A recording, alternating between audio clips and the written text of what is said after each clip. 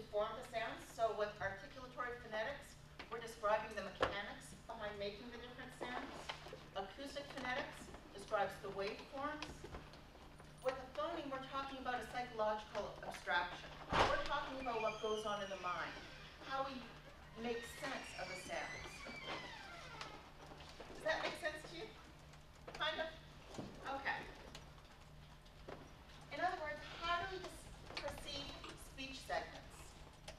What are the sounds that we're hearing? And an important concept with that are allophones. Before we talk about allophones, how many of you studied a little bit about genetics and heard about different alleles for the same gene? So you've got a gene for eye color. Well, we'll simplify it and say there's one gene, there really are multiple. But you have different alleles. So are you going to have blue eyes? Are you going to have brown eyes? Are you going to have gray eyes? Are you going to have green eyes? Are you going to have violet eyes? The eye color that you're going to have is by different variations of the same gene. Does that make sense to you? Okay. The textbook uses the ermine and stoat example.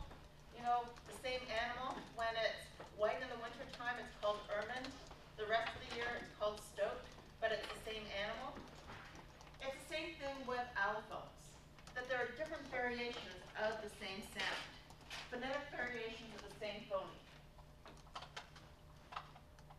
So if we use, for example, the p sound, we've got the p in pit and p in spit. You hear, if you put your fingers to your lips and you say pit, you feel a puff of air. That's called aspiration. If you say spit, you feel the same puff of air. Spit. Okay. Is it as strong as when you do pit? Okay. At least we'll say it's strong. It's not as strong. There's a difference. The difference is aspiration. How much of a puff of air do you release? There is a slight puff of air with spit. But with spit, we still say it's the same sound. It's the puff sound, whether it's with that puff of air or without that puff of air. In English, we don't make that distinction. Other languages might make that distinguish. So in Hebrew, the difference between tet and ta is that the tet has the aspiration with the t sound. The ta doesn't. So that's an example of a distinction that we make in other languages based on the same different phonetics. But it's a phonetic feature that doesn't matter for English. We don't care if there's that puff of air for the t sound. They're all variations of the same sound.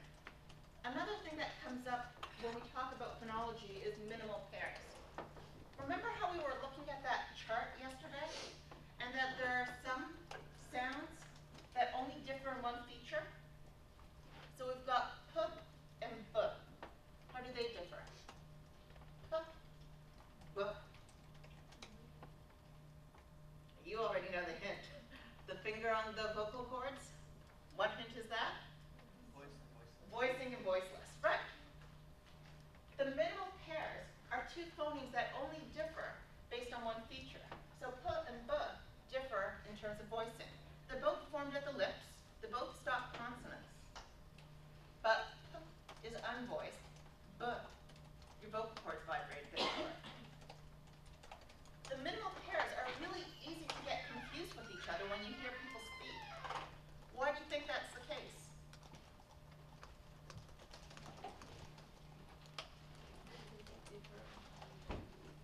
Exactly. They overlap so much in the way that they're produced. Phonetically, they're so similar. There's only one feature that makes them different, and that makes them sound very similar. So other examples would be t and d. T is unvoiced. D is voiced. Another pair could be b and d. B, the place of articulation, is bilabial. Where's d articulated?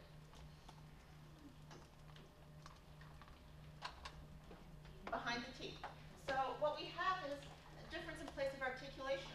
B and D, are they both voiced? Yeah, your vocal cords vibrate for both of them. Are they both stop consonants? Does the airflow completely stop altogether? Yeah. So B and D can be confusing because the only difference is the place of articulation. So these are some important concepts. And when we talk about it, we talk about different levels of representations. So at the phonetic level, what we do is we describe every single feature of the speech sounds. So for example, at the phonetic level, Tim, if you put your lips up, I mean, not your lips up, I guess you bring your lips down to your fingers, or your fingers up to your lips, and go t for Tim. Do you feel the puff of air? Now for stem, do you feel the same string? No.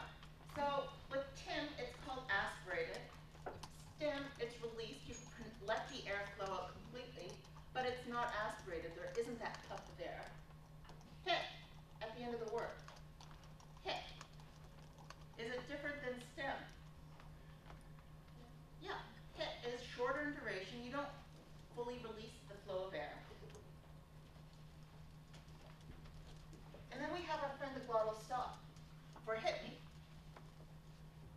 Very often in speech, it's a lot of work to do hit me. That sounds kind of funny when someone says hit me. It sounds better hit me. And that's because changing the positions of the mouth and moving from one place to another, the glottal stop is a lot easier. And then for Betty, that sounds different than hit me, hit, stem, Tim. What happens is that your tongue just taps on top of your mouth. It's called a medial flap. So from a phonetic perspective, all these sounds are different. But if we describe it at the psychological level, what's meaningful is that they're all the same phoneme. They're all different variations of the phoneme T.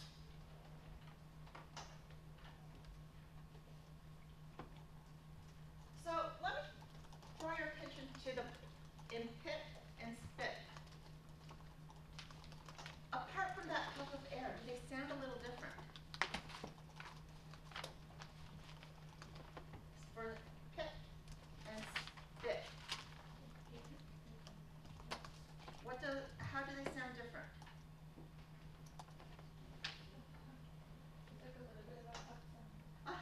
That for the put and spit, if you pronounce it spit and you've got it aspirated and it sounds like more like a P that you want, it sounds really funny. It sounds unnatural. That's sometimes why computer-generated speech sounds so odd at times. It sounds almost like a B in spit. Similarly, what's stem? What sound does the T in stem sound like? It sounds a little bit like its minimal pairs D.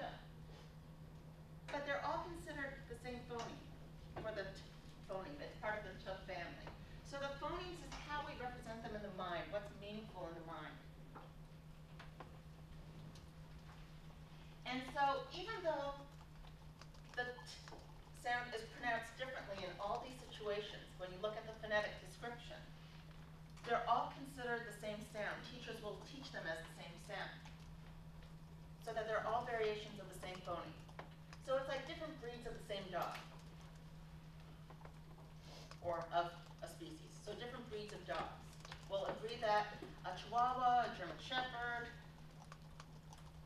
a Lab Retriever, they're all dogs, even though they all look different. Phonetically, all these different variations, these allophones, are all the T sound, even though at the phonetic level they differ. So does that make a little sense? People often have difficulty distinguishing between the phonemes and the phonetics. Is that a little clearer? Okay, yeah. So you said that allophones, that there is a variation of different phonemes. They have different phonetic Features. features? Yeah. So what do you mean by that? So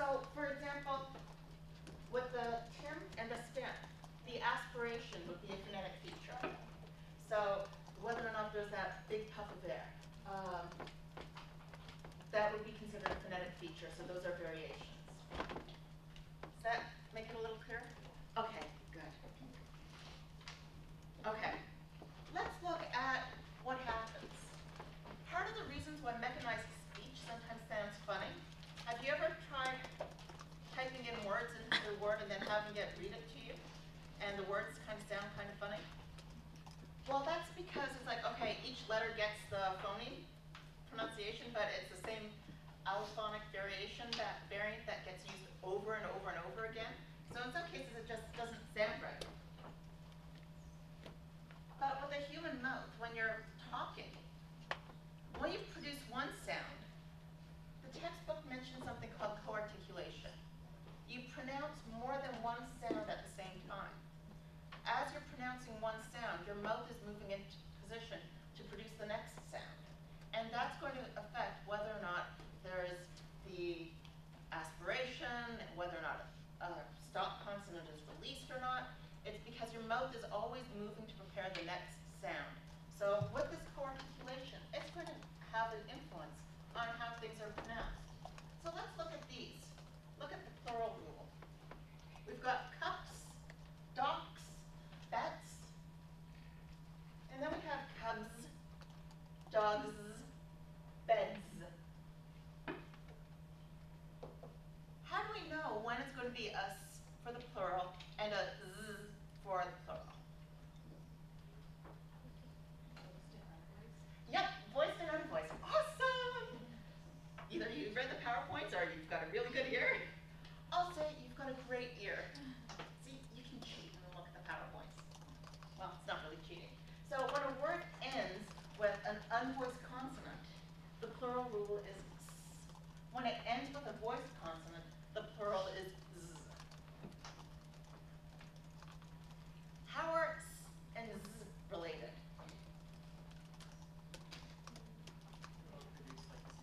Yep, they're minimal pairs, and let's focus on them being minimal pairs.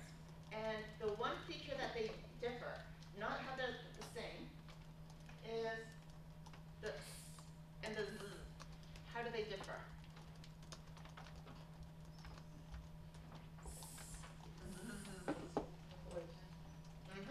Which one is voiced? Tickles my tongue when I pronounce it. And s is unvoiced. So because you're producing an unvoiced consonant at the end of the word, you go to the unvoiced variation. Similarly, you go from voice, where you're already voicing, you continue voicing to get the z. So you don't go cubs. That kind of is really unnatural. It stops you from speaking, to kind of stop that airflow altogether, that vibration. And basically, speech is pretty fluid. So that's why we have this English plural rule. It's not a prescriptive rule, it's descriptive. You know how the textbook earlier talks about prescriptive versus descriptive rules? Prescriptive rules are the rules about what you should do. Descriptive rules is describing what happens in language. And so when we talk about the English phonological rule, we're talking about a descriptive rule. We're not saying you're supposed to pronounce it for beds. You're not supposed to pronounce it. This is how people actually pronounce. So what kind of spelling mistakes do you think kids would make? Adding the Z at the end of words that have a Z sound. Yep. So common spelling errors include cubs, dogs, beds, adding the Z at the end. Kids who are phonologically aware, who can hear the difference, when they're first learning to spell, before they learn the convention of the S for the plural, you'll see them misspelling the plural with the Z when it follows a voiced consonant. So you see that these rules are kind of cool. At least I think they're kind of cool. Okay. Let's look at vowel nasalization. We've got and, lim, unk, went, gang, and don't. And here are some spelling mistakes that kids often make. So and, pronounced as ad. Lib for limb. Bunk, pronounced buck, written buck. Went for wet. Gag for gag. Don't.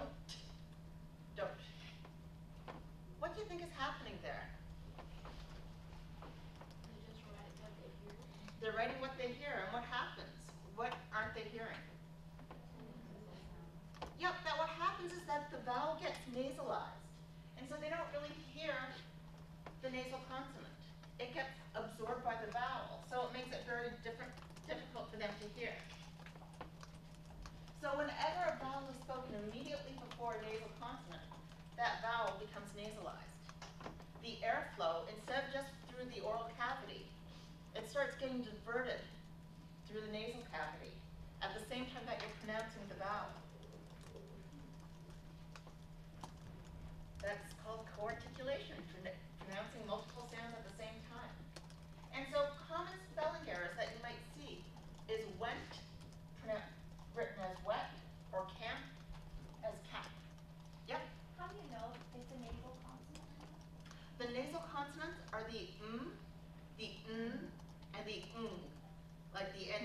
Oh, okay. is the symbol, the like thing. Yeah, the last one's hard to do. Or thing, yeah.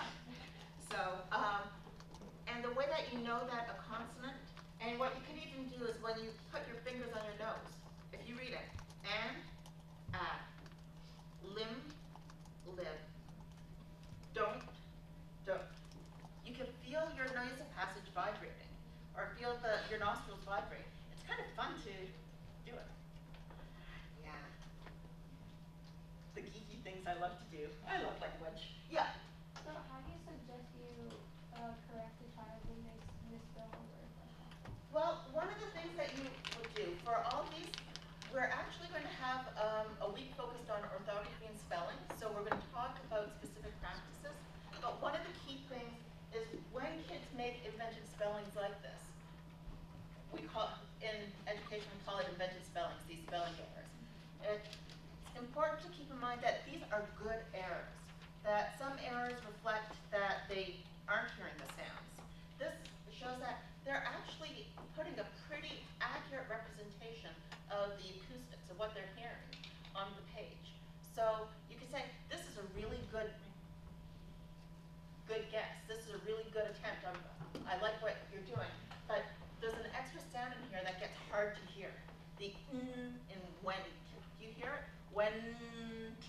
And then you exaggerate it for the child to hear so that, since what happens is when kids are sounding out words, they'll often exaggerate pronunciation of words. So, and draw it out. And that can lead to distortions. And it can also lead to them missing particular sounds because they attribute it to drawing it out. So we'll talk about specific strategies to help them. But for kids who are just learning to the letter sound correspondences, I'm not saying don't correct them, but I am saying that these are good mistakes for them to be making, and it's a good sign. And you want to focus on the conventional spelling, but at the same time, you want to let the children know that they're definitely doing well and on the right path, because you don't want the emphasis just to be on, you got it wrong, you got it wrong, you got it wrong. So in about 2 weeks, I'll be able to go into a lot more depth about the spelling for you. Are you willing to wait? Yeah. Awesome. Okay. Okay, here's the issue of consonant aspiration. We've got, put your fingers to your lips. Paste. Suspend. Is it as strong? How about soap? Not as strong. It's actually not released. Appalled. Yeah, it's pretty strong. How about keen? How about scare? How about sock? How about accountant? How about tame? How about stable? How about not? How about attend? Okay, so when do you notice the puff being strongest? Yep, it's at the beginning or between two vowels. In other words, it's at the start of the syllable here. And so when a stop consonant immediately follows another consonant and is followed by a vowel, it is not aspirated. So it will sound like the minimal pair. So in this situation, it's always followed by a vowel and immediately follows the consonant. Yep. Doesn't it also depend on like what emotion you're feeling?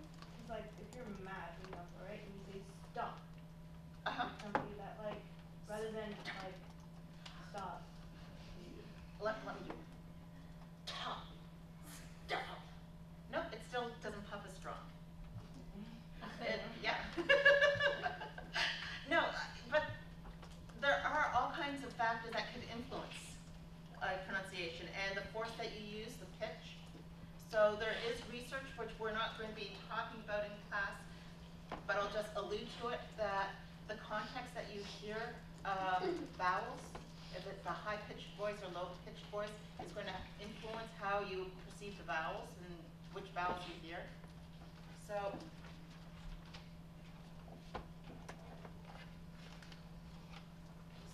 yeah. So it's basically, because it's following another consonant, and it's immediately followed by a vowel, then the force is being taken out of it to a certain extent. And some of the spellings that you'll see children make, at first, before you understand this principle, the consonant aspiration, and when it leads to the aspiration, you'll say, why in the world would a child spell spider with a B? Don't they know the difference between a P and a B? And they might actually think that it's a confusion between the orientation of the P and the B, when it actually is reflecting the aspiration. Another thing that you'll see is random G's in strange places, like scare spelled with a G. Again, it's a pretty accurate representation of what the kids are hearing. It's the aspiration that makes the lack of aspiration in these situations, particularly when it follows this consonant. This isn't released, but when it is released into a vowel, and it immediately follows another consonant, then what happens is that there's more voicing happening because of articulation. When it's not released at the end, even though you didn't have that puff of air,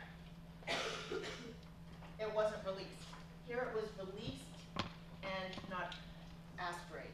So you don't have that big puff of air to make that burst stand out, and you release it, so you're letting air continue to go through the vowel, and that's what makes it sound like it's minimal air. Okay? Now let's look at these examples. Let's compare seize to cease, or bed to beck, keel to keep, heed to heap. What do you notice about the duration? Which has longer duration?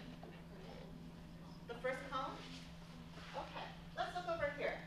Sped, spec, live, lift, had, hack, rise, rice. The first column. Okay, what do you notice about the first column? Why do you think they're longer in duration? The vowels are followed by voice consonants. Yeah, the vowels are followed by voice consonants. You're looking so smart, you guys, I love it. Okay, so whenever a vowel is followed by a voice consonant, it's longer duration. Okay, now let's look at how kids are taught to spell in first grade. Introduced in kindergarten, but mostly in first grade when they start talking about long and short vowels. When we talk about long vowels, what are kids thinking of?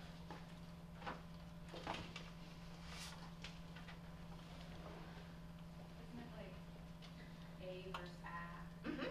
So they're thinking, so that very often when they're taught about the differences of tense versus lax vowels, they're calling the tense vowels the E, the I, the A, the O, where your tongue is tense. They're being told that those are long vowels. And the short vowels, A, I, E, they're being told that those are short vowels. But when kids sound words out, often what happens is that they draw things out. And sometimes a common mistake that kids might make is that they'll spell bed with a double E, or with an E at the end. Why do you think they're doing that? Mm-hmm. Because of the duration of bed, it sounds like there's like more than one key. Yeah, and you actually see that in sort of like in texting and when people write to each other, when you say thank you so much and you have like a dozen O's following the S, to say it's a really long duration, I'm so grateful.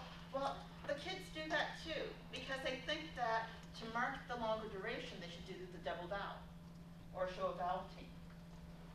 And that comes from recognizing that when it's longer duration and it's followed by a voiced consonant, you're going to have longer duration than when it's followed by an unvoiced consonant.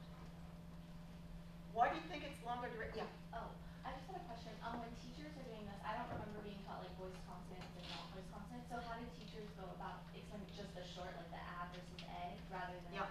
Okay. They do the short versus long, not The one thing that I think is unfortunate is that for the reading instruction and the methods instruction, there often isn't enough time. The reason why I developed this course is because the credential programs are so packed with so much that a lot of teachers don't necessarily have a background in English linguistics. So they might not be aware of the difference between lax and tense.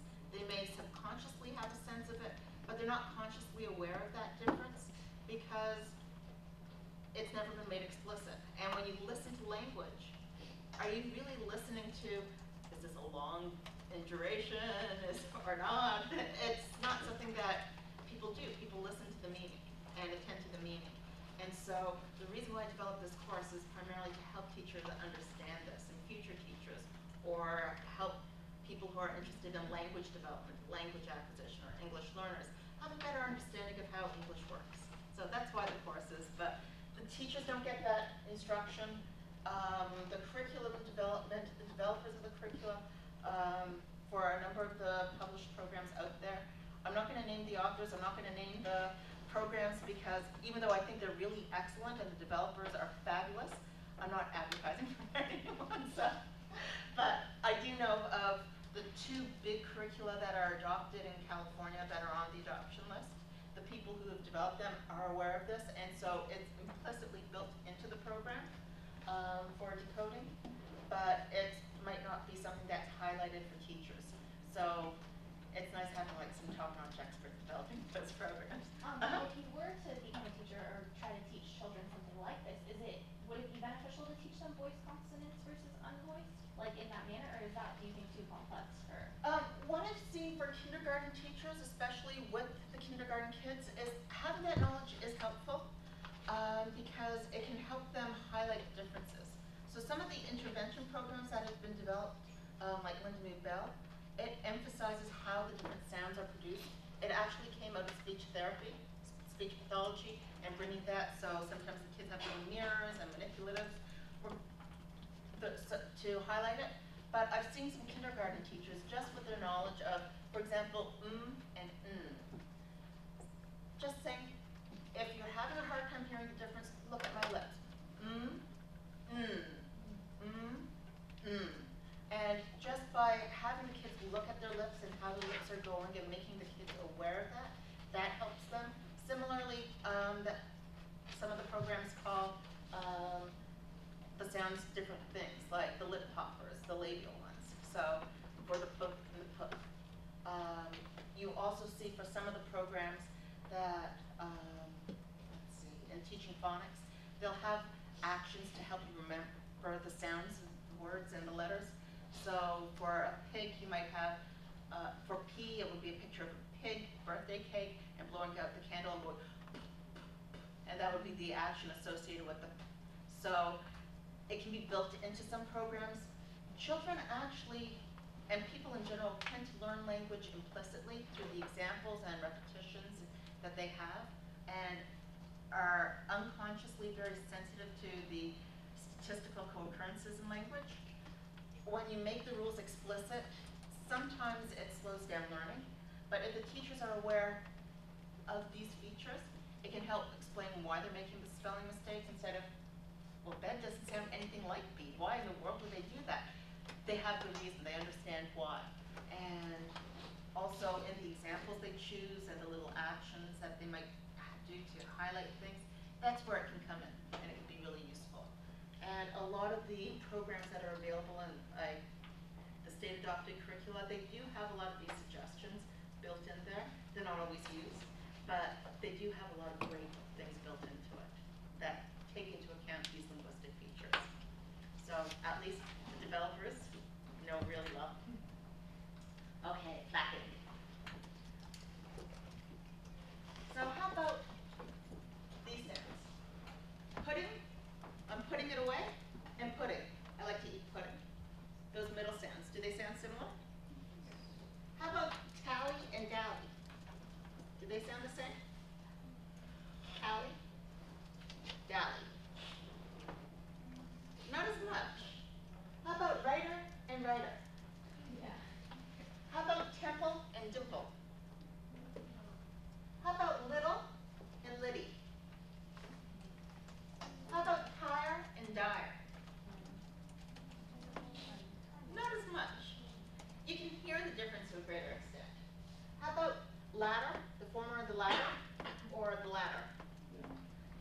How about rooster and Mazda? Not so much. So what do you think makes the t and the d sound the same? When do they occur that they sound the same? When they're between two vowels. So when t or d is immediately between two vowels, they're pronounced as a medial flap. They're pronounced the same way. The tongue just taps.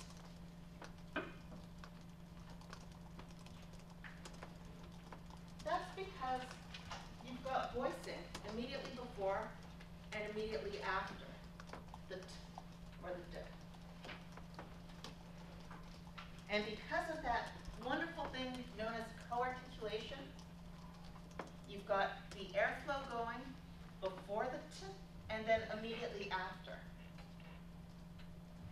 So that the medial flap leads to that, well, by being in between the initial vowel and the second vowel, that leads to that medial flap, which sounds like it's being voiced. And that leads to a bunch of spelling mistakes, like batter. Hey, batter, batter, batter, batter. Being spelled with two E's. So there's a reason behind a lot of the really cute spelling mistakes that kids make. These spelling mistakes are really evident in second grade and also in like around the beginning of third grade. And we're going to talk about stages of spelling development. But if anyone gets writing samples from kids who were in second grade or towards the end of second grade, even mid-second grade, or from third graders, you're going to get a lot of really cool spelling errors. Okay, affrication. So remember different manners of articulation? We've got the affricates. What were those? So we've got the fricatives like and They're the words that contain both that makes both a stop sound and the fricative sound. yeah, that it starts with a stop and releases into a fricative. And so let's look at these examples. For take and train, does it sound the same? How about desk and dress? Do they sound the same? How about addict and educate? No. How about attack and actuary? Actor, furniture. Could he? Could you? No, they don't sound the same. You've got, where do you have the affrication? In the first column or the second column? In the second column. How about here, first column or second column? So what do you think leads to the affrication? Why is there affrication in some columns and not in the others?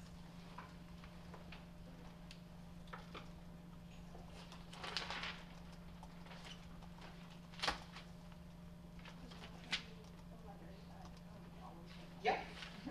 What comes after? You're preparing for it. So what comes after intake versus train?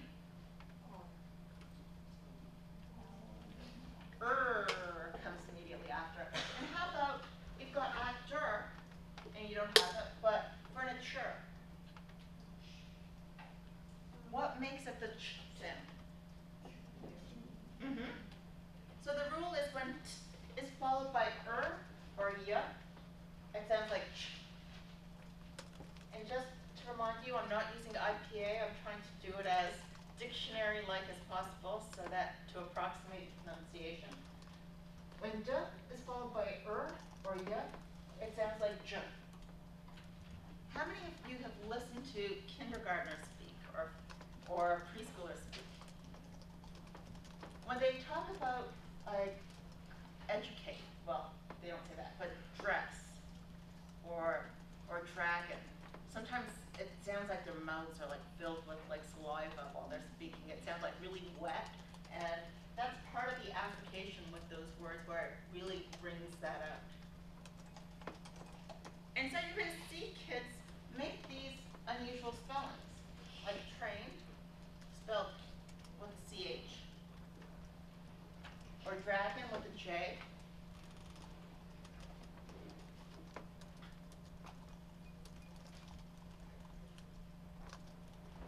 So these rules are really important. And just to give you a heads up on the midterm, the way that you're most likely to be tested on these rules is that you'll get children's spelling mistakes, and you'll have to explain why they made those mistakes. So I'm going to want to see that you're able to apply these rules. I'm not as interested in you being able to just memorize the rules and state the rules. I want you to be able to see where it's happening, because that will also help prepare you for the paper that you're going to do, the analysis. Okay, let's look over here. We've got jump, jumble, symbiotic, and sympathy. So remember, is a nasal sound. How about gentle, gender, send? And then we also have jungle, junk, singular, and sick. So we've got the three different nasal sounds. We've got the bilabial, on palate, and which is velar at the back of the mouth. Why do you think we have, what always seems to go with the labial, the bilabial nasals? What follows it? We've got jump, jumble, symbiotic, sympathy. It's with the stops. Yeah, we're all looking just at the stops, and they're either voiced or unvoiced with the p or the b. But what do they all have in common? We've got the So is labial, and we've got p and b. What are the places of articulation? Right. So we have the same place of articulation for the nasals when it's followed by the stop. Do we ever have jummed or not occurring naturally, only when it's put with the inflectional ending to make it past tense? Do we ever have jump? No. We have the place of articulation for the nasal matching the place of articulation for the stop consonants. So similarly, we don't have unpolite, we have impolite. Again, same place of articulation. Let's look at gentle, gender, sentinel, send. So what's the place of articulation for the n's? Alveolar behind the teeth. And what about the d and the t? Yep, the same place of articulation. Now over here we've got the the velar nasal. We've got jungle, junk, singular, sink. What do we notice about the place of articulation for the nasal? Is it the same or different? It's the same. So the home organic nasal rule basically says the place of articulation for the nasalized consonant is the same as the place of articulation as the stop consonant that immediately follows. We don't say sink, we say sink.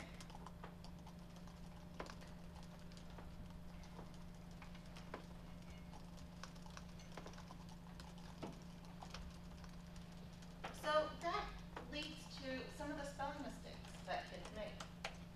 Because when they're sounding out words, jump, the nasal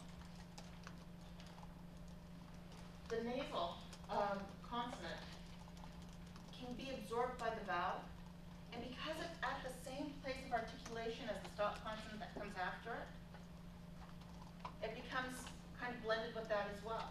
It's kind of like the whole nasalized consonant gets absorbed by everything, and it doesn't stand out anymore.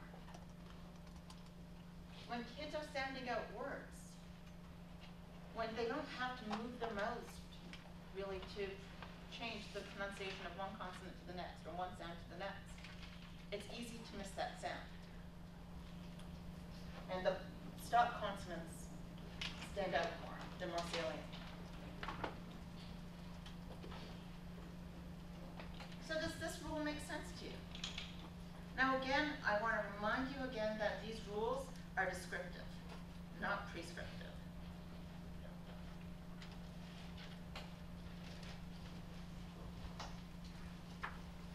Now phonology also deals with how we combine sounds to make words, or to make syllables. And over here, oh, the little arrows didn't show up, okay. So a syllable is made of an onset and a rhyme. The onset is everything that happens before the vowel. And the rhyme is the vowel and everything that happens after that. So when you think about syllables, how many syllables would be in a word if every syllable has a vowel? How would you know? How would you be able to count the number of syllables in a word? An easy way. Yep, you go by the number of vowels. Every syllable has a single vowel. Now the onset can be empty, so I'm covering up the C, and it keeps on showing up. Oh, projectors. Okay. Let's see, shadow on it. Okay. So the onset, it can be empty. And that's why you have some syllables that start with a vowel, like at, it, eat. So the onset, it can be empty, or it can have a single consonant like cat. It can have a consonant cluster like slat, two consonants together. It can have three consonants together like splat. But the onset, it can have different numbers of consonants, including none. The rhyme is not, I just want to point out that rhyme is the linguistic rhyme, not rhyme like rhyming words, so this isn't a spelling mistake, even though rhymes do rhyme with rhymes. And that's a part of words that rhyme, so. Oh, I love that. Okay. The rhyme can be broken down into further parts. The one thing that all rhymes have to have is a nucleus. It has to have a vowel. The nucleus is the core. Everything that comes after the vowel is called the coda. The coda can be empty. So you've got words like hot, or syllables like high, by, pre. No consonant follows it. It all has to have a vowel. The coda, again, can have a range in terms of the number of consonants. It could be a single consonant, like in cat. It could be a consonant cluster, like pass.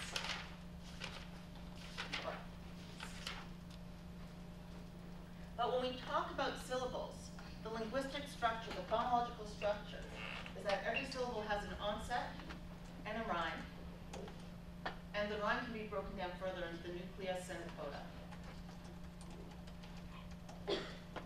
And the nucleus is the one part that we have to have for it to be a syllable.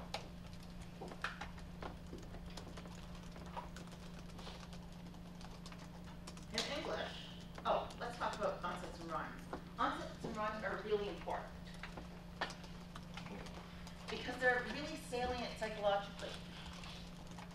Cross-culturally, rhyming is something that's really important, that makes an important part with onsets and rhymes. One of the reasons why we think that onsets and rhymes are so important is that when children are first learning language and they only know a few words, they can psychologically represent each word in and of itself completely as a holistic sort of thing. And then what eventually happens is as kids learn more and more words, there starts up being more and more overlap between the words. And kids start becoming sensitive to that overlap. And one of the big ways that words and syllables overlap with each other is through the rhymes. It's a pretty consistent way. So as children's vocabularies expand, they start having to represent the words, not at each word separate and in its entirety in isolation, but starting to look at the smaller phonological units. And the first way that kids break it down seems to be along the lines of onsets and rhymes.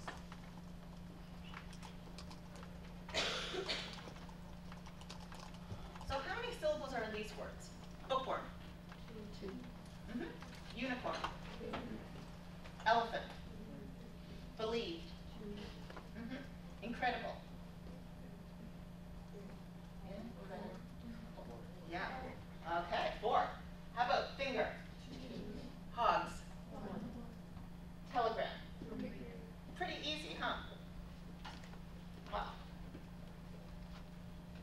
In English, there are 6 different syllable structures. Different languages vary. Some languages are much more simple in their syllable structures. They might only have 1 or 2. English has 6. And I've got a little mnemonic for you. Clover, to help you remember each one. So the first kind is the closed syllable. And what happens with closed syllables is that the vowel is always followed by a consonant. So it's like it closes it in. And examples are cat and box. Hit, let, sit. What do you notice about the vowels in closed consonants, in closed syllables? Hit, sit, cat, box. Yeah, they tend to be lax. Short, as the teachers call them, lax as I'm calling them. So one of the tips, and one of the ways that you implicitly know how to stand up new and unfamiliar words, is that when it's a closed syllable, you almost automatically use the lax pronunciation of the vowel. Kind of cool, huh? That you weren't even aware. Okay. The next one, the order is based purely on the mnemonic and not based on complexity, but there's the LE syllable. Like table, little, table, able. What do you notice about its structure?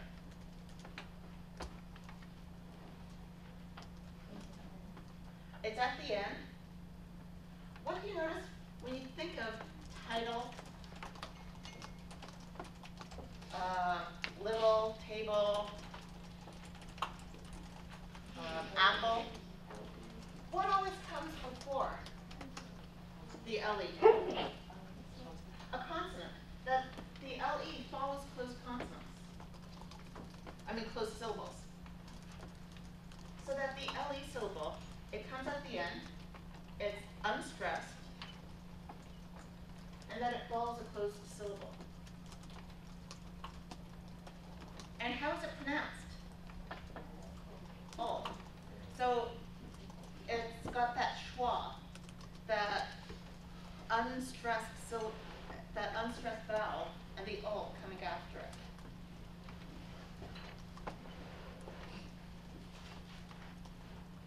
We also have open syllables, which is one of the simple forms of syllables. And what you see with open syllables is that there's no consonant that closes it off. It's called open because it just ends with the vowel. There's no consonant in the coda. And we've got examples like she, he, we, go, I. What do you notice about the pronunciation of the vowels in open syllables? Pre. They tend to be long or tense. So that open syllables, they tend to have the tense syllables. They tend to have the tense pronunciation of the vowel. Isn't it amazing, like once you kind of become aware of these different syllable structures, how much more predictable reading is, decoding is? Okay, the next is the vowel team. For vowel team in Clover. And that's when you have a pair of vowels together.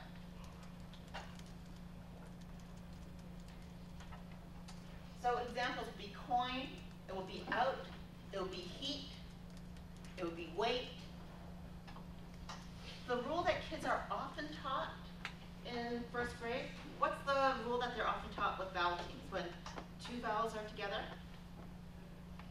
when the two vowels do the bop, when two vowels go, yeah, that the first one does talking and the other does the walking. So, yeah, there are all kinds of cute little mnemonics. And that's part of the vowel team, that very often it's the initial one in the pair that has that gets pronounced in its tense form. But it's still not completely predictable. What happens is that you also can have the diphthongs, like the oi or the ow. Or you also have examples like words like break, E-A. It has the A pronunciation. Or head is pronounced eh. What happens is that with vowel teams is that there's a single vowel that's pronounced with the two vowels together.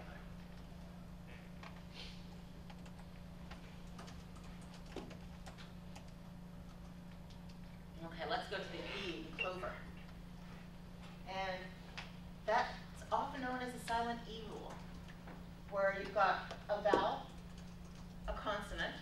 It's a closed consonant with an E at the end.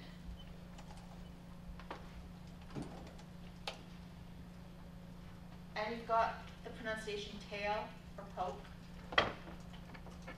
hate, late, crate.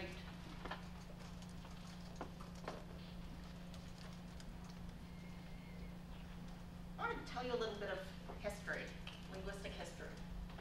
What the E essentially does, in Old English, the E used to not be silent. It used to be pronounced at the end. And what it did was it made this an open syllable for tank. So it would be Kayla or Poka.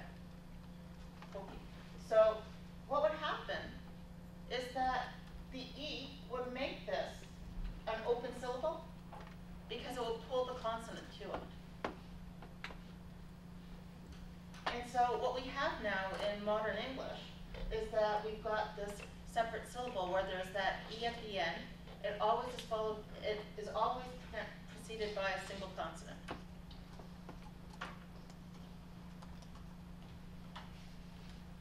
And the last is the R-controlled vowels,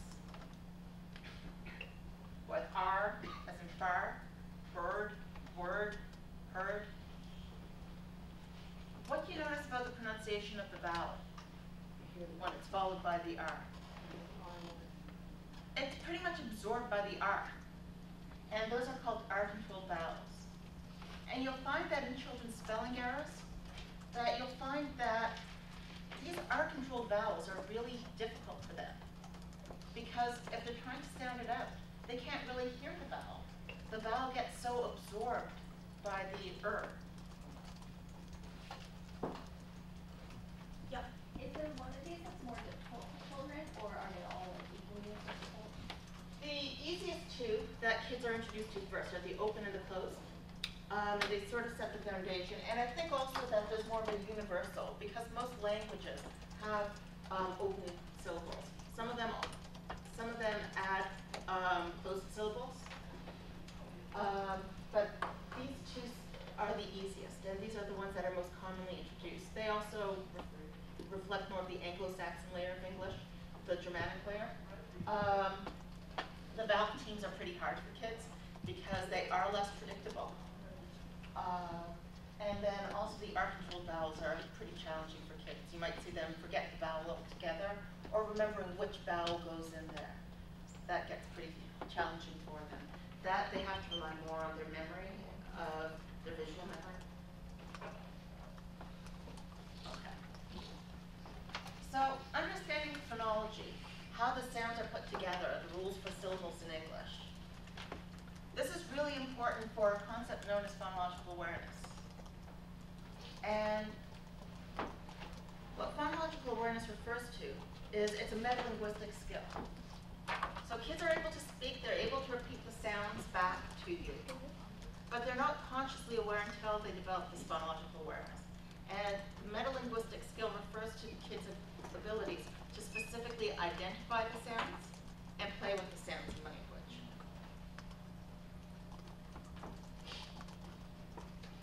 This is a really critical skill.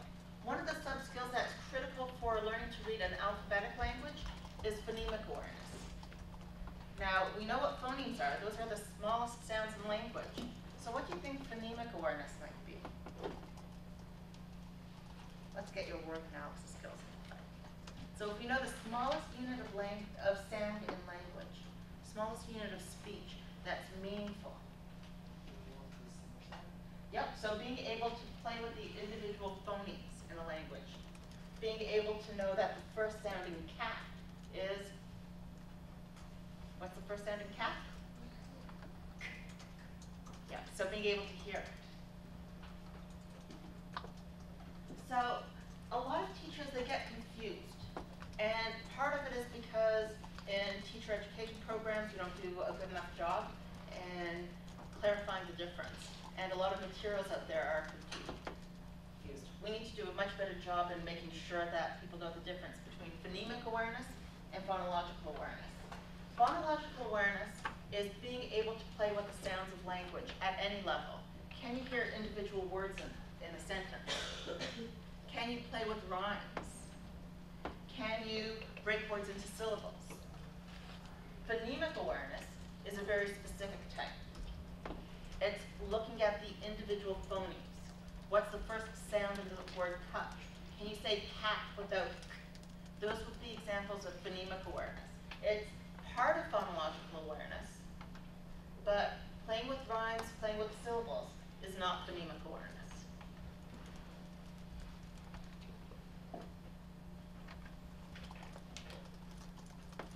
So let's take a look because it can be challenging.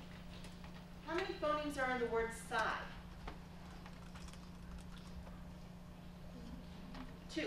Yep. How about ice? 2. How about mix? Okay, how many say 3? How many say 2? How many say 4? Okay, those that say 4 are right. Woohoo! Yay for 4. We've got the the I, and the X represents 2 sounds. So we've got mix, 4 sounds there. Tricky, tricky. English is ch. How about poison?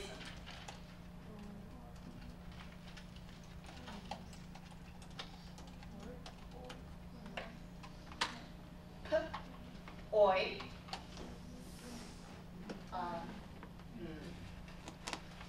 How about no? 2. One of the things that you can see that makes this so hard, this phonemic awareness, is that the spelling in English.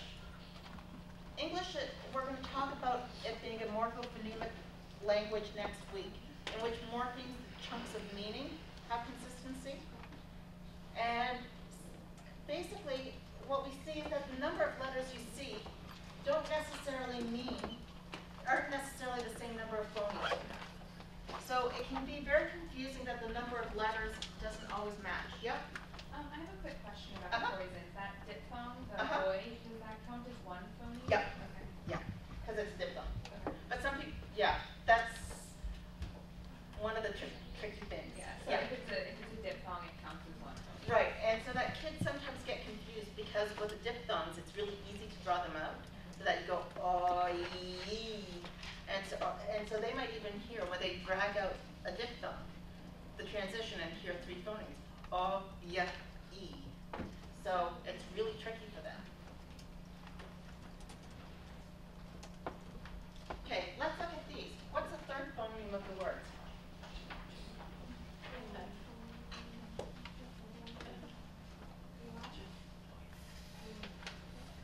How about tinker?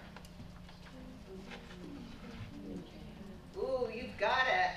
Someone's doing the velar nasal. It's not tinker.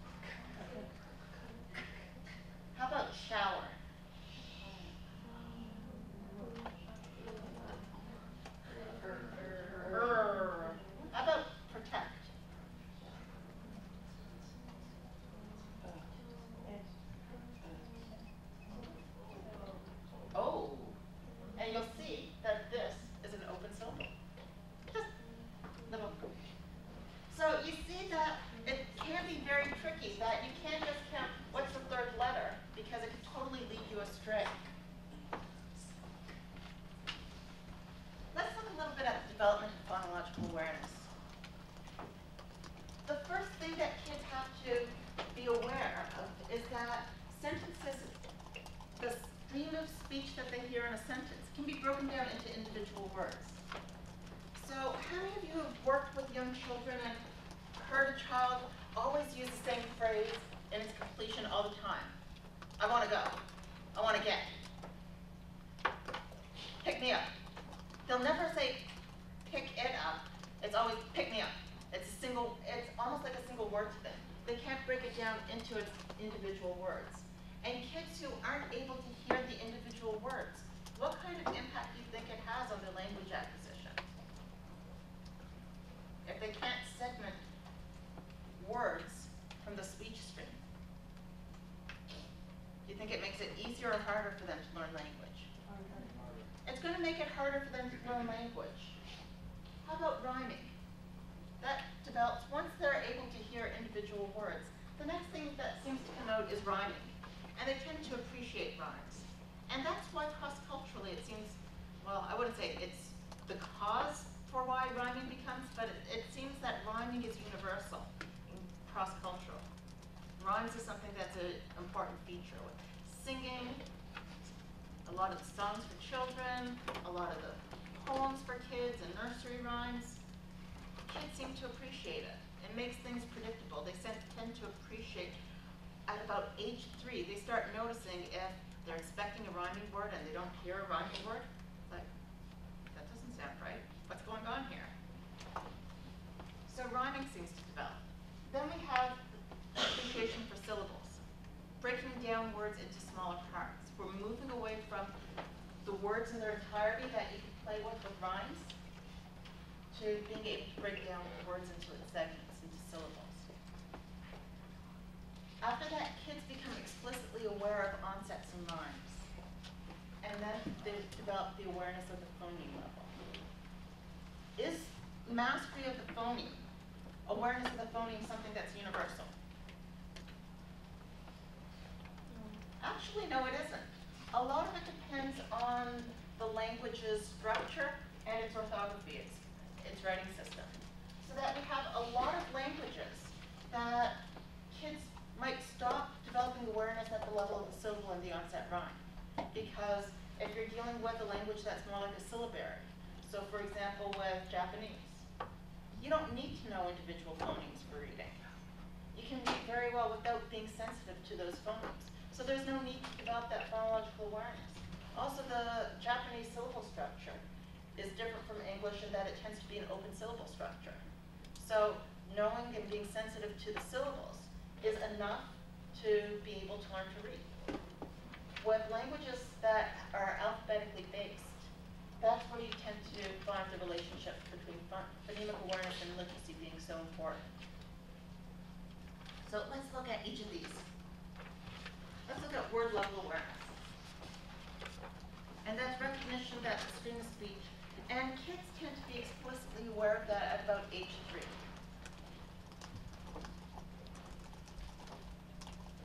So what do you think is happening at age 3? Yep, when do they start learning to talk? Yeah, at about 1 they start the first words. At about 1.5, 2, that's when they start having that language explosion and vocabulary starts really increasing. And at about age 3, then there starts to be kind of a critical mass for language, that they start becoming a lot more adept at conversation, using language, and using different words. They have enough vocabulary that they start becoming sensitive to individual words. And things that can be done is like substituting words in songs. One of the things that you'll see in preschools and high quality preschools is that they'll have songs that they might substitute the names of the children into the song. That gets their initial awareness. Changing words of the song, like Ring Around the Rosie, Pocket Full of Posies, Ashes, Ashes, We All Fall Up. Huh? And they think that it's really funny. Or you can start having activities that's clap for every word. I find it so hard clapping for just words, and I'm so used to like syllables. But those are activities that can help promote that word awareness, making it conscious. rhyming. And the recognition and appreciation of rhymes appears at around age 4. And they tend to recognize rhymes before they're actually able to generate them. They start generating rhymes at about age 5. So, my advice to anyone who's going to be a parent is when you're choosing a name, try and think of what it rhymes with that 5-year-olds might know. Sue can be a problematic name because kids really have potty humors, and same with B. Those are names that can lead to really sad teasing with the rhyming. I'll let you figure that out. But they start playing with rhymes. And what you see is that kids, they really do enjoy playing with language. And they'll make up songs and they'll make up name games, and they start liking games like Anna Banna, Fofana, Lana, Dana.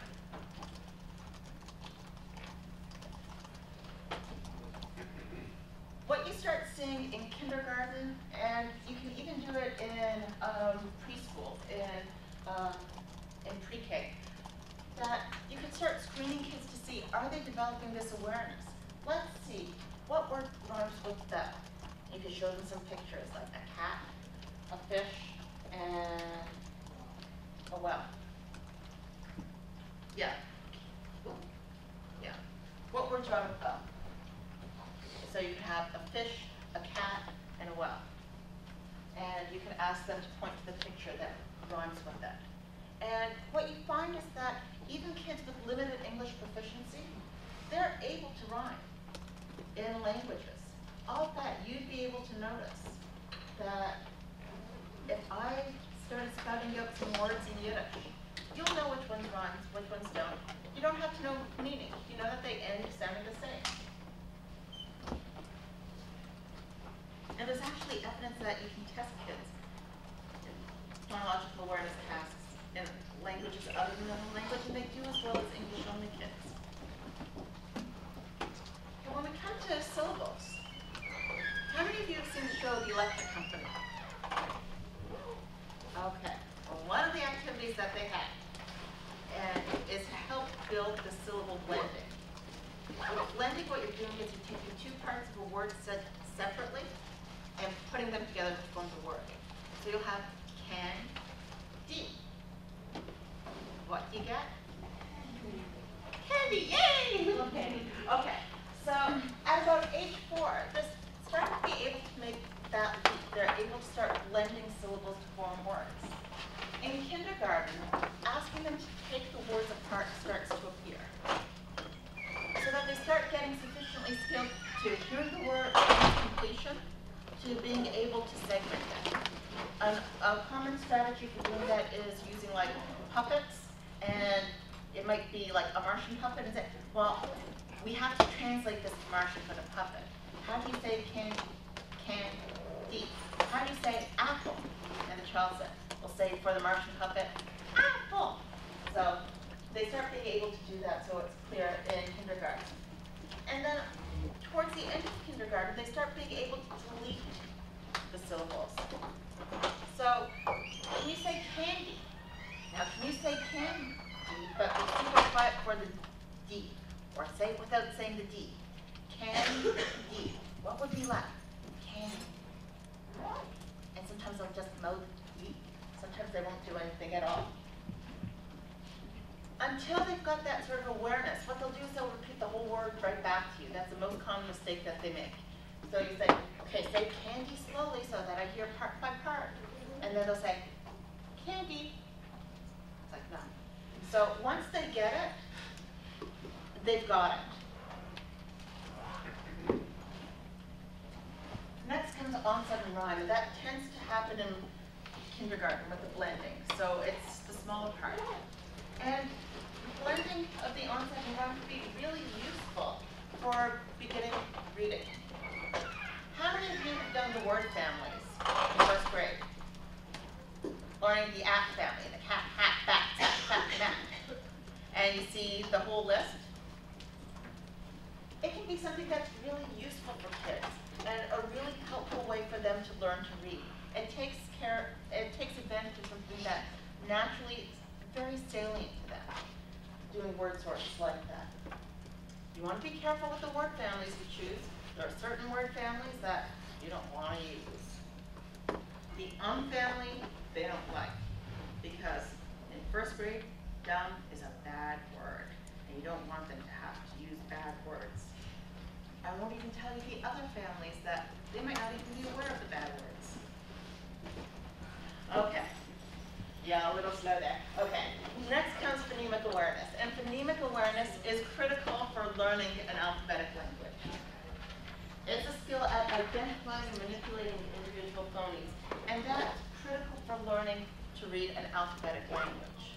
If you can't hear the individual phonemes, it's hard to match them to the letters.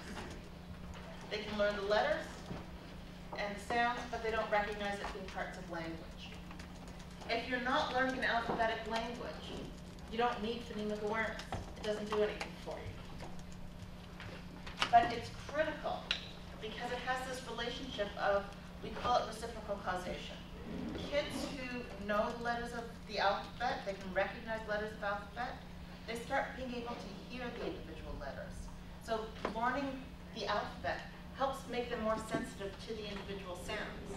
And as they become more sensitive to the individual sounds, it helps them learn the letters and the sounds that go with them. So it's kind of like this positive feedback loop that they get into. The more phonemically aware they become, the easier it is for them to sound out words, which helps even build their phonemic awareness even further.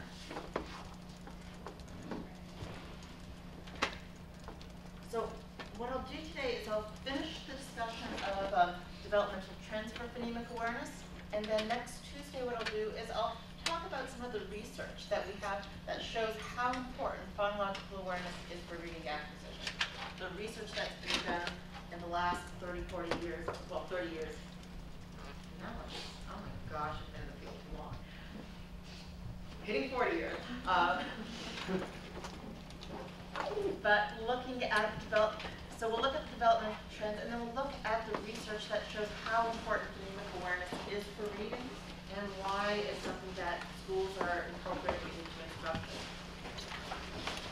When we look at developmental trends, the things that are easiest for kids to do at first are matching which word sound the same, fox or box, or fan or fox. So all they have to do is point out which ones sound the same. What develops next is blending. They hear the individual sounds and have to put them together to form a word. What sound, what word does make? It has less of a memory demand as manipulation, where they have to delete sounds of words. So say cat without, that can be very tricky for kids. Or substituting phonemes from words, even harder. Say cat, but instead of saying k, say b. The answer's back. 2 steps. A lot of processing that's involved here. And as kids become better readers, it helps them with these types of tasks. We also find that the position of the word plays a role. The first phoneme in a word, cat, cook, cookie, that's the easiest one for them to hear. The next easiest one is the last one of the word. And you remember all those invented spellings, those spelling mistakes I showed you? What you saw is that most of the time the sounds that were presented were the first sound and the last sound. The mistakes were in the middle of the word. The medial phoneme is the next one that develops when it's on its own. So the vowel. And vowels are kind of tricky. They're very heavily influenced acoustically based on the context of the consonants that come before and the consonants that come after. And then the blends. When the consonants happen together, blend, like the BL in blend, being able to separate them, that is really hard for kids. That comes towards the end. And what's easiest for them to hear is always, if you look at the word blend, the external consonant, the one that's furthest away from the vowel, is the one that's easier to hear. The one that's closer to the vowel tends to get absorbed by the vowel and is harder to hear. So when they're breaking apart consonant clusters and plans, then the one that's hardest would be the one that's closest to the vowel, the internal consonant. All right, so we'll continue talking about the